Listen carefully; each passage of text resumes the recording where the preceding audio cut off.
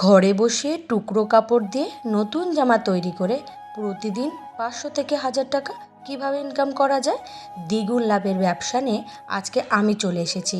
নমস্কার বন্ধুরা, রিমি লাইফস্টাইল চ্যানেলে আমি রিমি প্রতিদিনের মতন আজ আবারও চলে এসেছি নতুন একটা ভিডিও নিয়ে তোমাদের কাছে।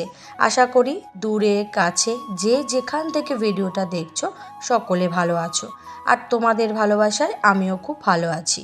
এই যে বন্ধুরা, আজকের ভিডিওটা এখান থেকেই শুরু করলাম। এই যে লেবেল টিকিট লাগিয়েছিলাম, সেই লেবেল টিকিটের কয়েকটা পার্ট অল্টার বেরিয়েছে। এই অল্টার পার্টগুলো রেখে দিতে হয়। এগুলো কোম্পানিতে দিয়ে আসলে তারা এই পার্ট অনুযায়ী মাল কেটে দেয়, আর এই পার্টগুলো যদি হারিয়ে যায় তারা আর মাল কেটে দিতে চায় না, বরং আরও খরচ কেটে নেয়। তাই ওগুলোকে গুছিয়ে রাখলাম, আর এই মেশিনটার কাজ আপাতত এখন আর নেই, তাই ওকে গুছিয়ে রেখে আসলাম। আর এদিকে চলে আসলাম এক বস্তা টুকরো কাপড় নিয়ে। আজকের ভিডিও শুরুতেই আমি বললাম টুকরো কাপড় দিয়ে নতুন জামা তৈরি করে কিভাবে প্রতিদিন 500 থেকে 1000 টাকা ইনকাম করা যায়। দেখো, এটা একটা সুন্দর ব্যবসা। এই ব্যবসায় দ্বিগুণ লাভ করা যায়। দেখো, এই যে টুকরো কাপড়গুলো কিনে এনেছি, এগুলো কিন্তু কেজি ধরে কিনে আনা। এই টুকরো কাপড়গুলো এবার আমি বাছাই করে নেব কোনটা দিয়ে কি তৈরি করা যায়। দেখো, টুকরো কাপড়গুলো তার সাইজ মতন থাকে না, এদিক ওদিক উল্টো পাল্টা কাটা থাকে। আমি যখন ওখান থেকে এনেছিলাম তখন একেবারে গুছিয়ে নিয়ে এসেছি। তাও এখানে বসে এখন আমি টান টান করে প্লেন করে নেব, এবং কোনটার কি পার্ট সেটাও আমি ঠিক করে নেব। এগুলো সাধারণতভাবে গেঞ্জির কাপড়ের টুকরো। এই গেঞ্জি কাপড়ের টুকরোগুলো দেখো, দেখলেই বুঝতে পারছো একটা একটা কোনোটা সামনের পার্ট, কোনোটা পিছনের পার্ট, আবার কোনোটা দেখা যাচ্ছে শুধু টুকরো। এই দেখো, এটা কিন্তু প্যান্টের একটা পার্ট। এই যে এই টুকরো কাপড়গুলো এবার যদি আমি সাইজ মতন গুছিয়ে রাখি, এবং এখান থেকে যদি বেশি না যদি তুমি মনে করো 3টে কি 4টে বা 5টা জামা প্যান্ট বের করে আনতে পারো, তাতেই কিন্তু তুমি দ্বিগুণ টাকায় বিক্রি করতে পারবে। দেখো, একটা জামা তৈরি করতে আমি মনে করি কারেন্ট খরচা, আমার পরিশ্রম খরচা, সুতো, এই সমস্ত মিলিয়ে আর এই কাপড় মিলিয়ে মোটামুটি তোমার খরচ আমি ধরে নিলাম 100 টাকা। তাতে তুমি যদি জামাটা 200 থেকে 250 টাকায় বিক্রি করতে পারো, তাহলে তোমার দ্বিগুণ টাকা লাভ হবে। দেখো, এই যে টুকরো কাপড়গুলো আনি, সেগুলো তার পিস অনুযায়ী বিক্রি হয় না, তখন তো কেজি দরে বিক্রি হয়। আর কেজিতে বেশ উঠলেও মনে করো কেজি হচ্ছে 30 টাকা কেজি, তাহলে দেখা যাবে তুমি 3 কেজি আনলে সেখানে কিন্তু অনেক টুকরো কাপড় উঠে যাবে। এবার দেখা যাবে যে হয়তো তোমার যে জামাটা তৈরি করতে চাইছো সেটা হয়তো ম্যাচিং কাপড় পেলে না, তখন তুমি একটু নতুনভাবে ডিজাইন করতে পারো, বা তুমি হয়তো অপেক্ষা করলে যে এরকম আবার টুকরো কাপড় আনার জন্য কিছু টাকা জোগাড় করলে, তখন হয়তো সেখানে যদি তোমার এই কালারটা মিশে যায়। আর এখন বর্তমানে কিন্তু নতুন নতুন ডিজাইন তৈরি হয়েছে, আর সেগুলো কিন্তু সাধারণতভাবে টুকরো কাপড় দিয়েই হয়, কারণ ডিজাইন করতে গেলে না বড় কাপড়ে সম্ভব হয় না, তখন এই টুকরো কাপড়ের খুব প্রয়োজন হয়। আমাদের একটা সময় কি হতো জানো, মিডি তৈরি হতো এই কারখানাতেই হচ্ছে টুকরো কাপড় দিয়ে, পুরো মিডিটাই সরু সরু কাপড় দিয়ে কি সুন্দর তৈরি করা হতো। এখন আর তৈরি করা হয় না, যেহেতু সবাই এখন ওই মোটামুটি কি বলতো, এখন পুরোপুরি কাজের যখন ব্যস্ততায় থাকে তখন আর করা হয় না। কিন্তু আমি যদি আমার হাতের কাছে অবশ্যই থাকলে আমি এরকম মিনি তোমাদেরকে দেখাবো, যে পুরোটাই তৈরি টুকরো কাপড় দিয়ে। মিডিগুলো দেখতে যেমন কিউট তেমন সুন্দর। যাই হোক, এবার বলি এই টুকরো কাপড়গুলো তোমরা কোথায় পাবে। এটা প্রশ্ন হতেই পারে তোমাদের মনে, যে টুকরো কাপড়গুলো কোথায় থেকে কিনে আনবে। দেখো, এগুলো সাধারণতভাবে বড় বড় যে গেঞ্জির কারখানাগুলো রয়েছে সেখানে খোঁজ করবে, সেখানে পাবে। বা তোমরা সুতির জামা তৈরি করতে চাও, তাহলে সুতির যে কারখানাগুলো রয়েছে, জিনিস তৈরি হয়, নাইটি বা তুমি বলো চুড়িদার, সেই সমস্ত কারখানাতেও কিন্তু খোঁজ করতে পারো। আর সেই টুকরো কাপড় দিয়ে তুমি কিন্তু নতুন নতুন জামা তৈরি করে সেগুলোকেও বিক্রি করতে পারো। দেখো, আমাদের বাড়ির পাশেই এক যা আছে, সে টুকরো কাপড়, অর্থাৎ সুতির টুকরো কাপড়, সে গেঞ্জির নয়, সুতির টুকরো কাপড় জোগাড় করে এনে কি সুন্দর সুন্দর যে বাচ্চাদের জামা তৈরি করে, মানে বলার বাইরে। কিন্তু তার হয়তো সব মিলিয়ে খরচ হয় বললাম 100 টাকার মতন, সে বিক্রি করে কিন্তু 300-250 টাকার কাছাকাছি। তখন কি হয়, তার কিন্তু দ্বিগুণ টাকা সেখান থেকে বেরিয়ে আসে। সে সম্পূর্ণ এটাকে ব্যবসা হিসাবেই গ্রহণ করেছে। দেখো, আমি তোমাদেরকে দেখালাম গেঞ্জির কাপড়, যেহেতু আমাদের বাড়ির আশেপাশে গেঞ্জির কারখানাটা বেশি, তাই গেঞ্জির টুকরো কাপড়টাই বেশি পাওয়া যায়। মাঝে মাঝে দেখা যায় যেন টুকরো কাপড়ের মধ্যে গোটা গোটা জামা চলে আসে, তা সেগুলো তো দ্বিগুণ লাভ হয়ে যায়। এই জন্য তোমরাও যদি চাও তোমরা এই ছোটোখাটো ব্যবসাটা কিন্তু করতে পারো।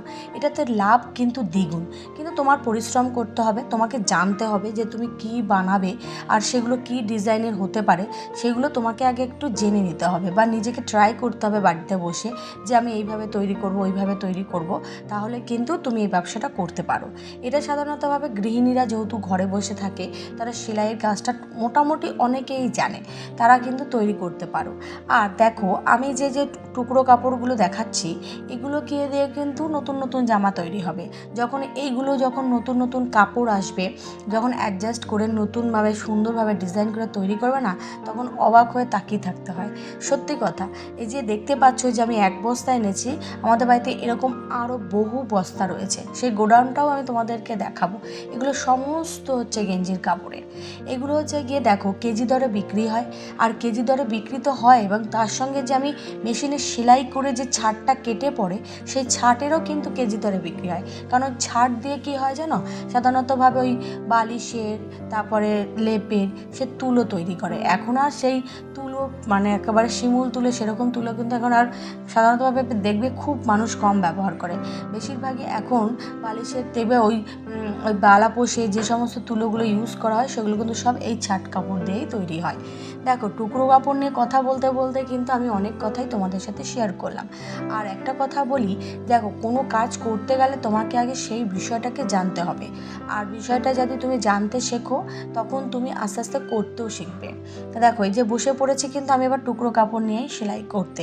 এই যে টুকরো কাপড়গুলো সেলাই করলে, তোমাদের আমি আগে একটা ভিডিওতে দেখিয়েছি, এগুলোকে আমরা বউটাক বলে থাকি। এগুলোকে এক একটা সেলাই করলে আমি 30 পয়সা করে পাবো। দেখো এই যে সেলাই করছি, এটা কিন্তু হচ্ছে গিয়ে বউ বলে। এই দেখো এই যে টুকরো কাপড়টা, এটাও কিন্তু দেখো একটা জামার ফুল তৈরি করবে। ওই যে আমি ভিডিওর শুরুতেই বললাম যে কোনো জামার ডিজাইন করতে গেলে কিন্তু টুকরো কাপড় দিয়েই করা সম্ভব হবে। সেটা হাতার ডিজাইন হোক বা কলারের ডিজাইন হোক, বা জামা বলি আমি, বাচ্চাদের যে লং ফ্রকগুলো আছে তৈরি করে, সেগুলোতেও কিন্তু টুকরো কাপড়েই কিন্তু খুব ভালো হয়। ওই যে বললাম আমার বাড়ির আশেপাশে একটা দিদিভাই আছে, সে সম্পূর্ণরূপে টুকরো কাপড়ের উপরেই নতুন নতুন জামা তৈরি করে, ব্লাউজ তৈরি করে। কি সুন্দর ডিজাইন যে ব্লাউজ তৈরি করে বলার বাইরে।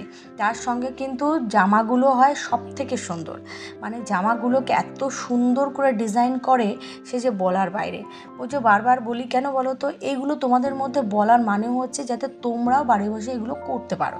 দেখো আমি তো সাধারণতভাবে এগুলো টুকটাক করি, কারণ আমি প্রফেশনালভাবে কিন্তু এই কাজগুলো করি না। যেহেতু আমি দুবেলা টিউশনি পড়াই, ছেলে মেয়েকে দেখি, তার সঙ্গে কারখানার কাজও আমি করি, সেগুলো তোমাদের সাথে ভিডিও করি, তো তোমরা সেগুলো দেখলেও বুঝতে পারবে। আর এগুলো কিন্তু আমি সত্যি কথা বলতে আশেপাশে অনেক দিদিভাইরা কাজ করে, তাদের কাছ থেকে আইডিয়া দেখে নিয়ে আমি তোমাদের সাথে শেয়ার করার চেষ্টা করি। এই যে দেখো আমিও কাজ করছি, মেশিনেরই কাজ, এটা হচ্ছে কারখানার কাজ দিয়ে গেছে। এটা কিছুটা বাকি ছিল, বাকি কাজ আমার আগেই উঠে গেছে, আমি তাদেরকে দিয়ে এসেছি। আর এই অল্প কটা বাকি ছিল সে কটাই করছিলাম, আবার তার মধ্যে কিছু ভুল করে ফেলেছি। যেহেতু ভিডিও করছিলাম সেই জন্য একটু ভুল হয়ে গেছে, সেগুলোকে পাশে রেখে দিয়েছি। ওই সেলাইগুলো খুলে ঠিক করতে হবে। আমি সোজা পাশটাতে সেলাই করে দিচ্ছিলাম, করতে হবে উল্টো পাশে। যাই হোক, তোমাদেরকে তো সব কথা আমি খুলেই বললাম ভিডিওতে। দেখো তোমরা গেঞ্জির টুকরো কাপড়ের থেকে আমি মনে করি তোমরা সুতির টুকরো কাপড় যদি জোগাড় করতে পারো, তাহলে সেখানে কিন্তু বেশি টাকা ইনকাম করতে পারবে।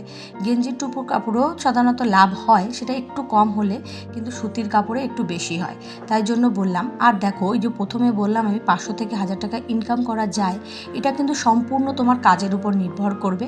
তুমি যদি 5টা জামা একটু বিক্রি করতে পারো, তাহলে দেখো তুমি কিন্তু অনায়াসে 500 থেকে 1000 টাকা একদিনেই ইনকাম করে ফেলতে পারবে, সেটা সম্পূর্ণ কাজের উপরে। আর তুমি যদি দেখা যাচ্ছে কম তৈরি করতে পারছো, বাছাই করতে করতে তোমার সময় লেগে যাচ্ছে, সেক্ষেত্রে কম হবে, সম্পূর্ণ কাজের উপর নির্ভর করে। যাই হোক, আজকের ভিডিওটা এই পর্যন্তই। বন্ধুরা, আজকের এই ভিডিওটা যদি কোনো নতুন বন্ধু দেখে থাকো, ভিডিওর কোনো কথা, কোনো অংশ তোমাদের যদি ভালো লাগে, তাহলে অবশ্যই লাইক, কমেন্ট, শেয়ার ও সঙ্গে সাবস্ক্রাইব করে পাশে থাকবে। আর পুরনো বন্ধুদের জন্য রইল আমার তরফ থেকে অনেক অনেক ভালোবাসা। তোমাদের ভালোবাসা ছাড়া আমি কোনো দিনই সফলতা অর্জন করতে পারতাম না। আর এদিকে দেখো ছোট্ট করে বিয়ের আয়োজন করা হয়েছে। হঠাৎ করেই বিয়েটা আয়োজন করা হয়েছে বলেই হঠাৎ করেই জলের মধ্যে বিয়ের করা হচ্ছে। যাই হোক, এই যে বিয়ে শেষ করে বাড়ি চলে এসেছি আর এদিকে ঘরের কাজও করে নিচ্ছি। টাটা, সকলে ভালো থেকো, সুস্থ থেকো আর নিজেদের খেয়াল নিজেরা রেখো। টাটা।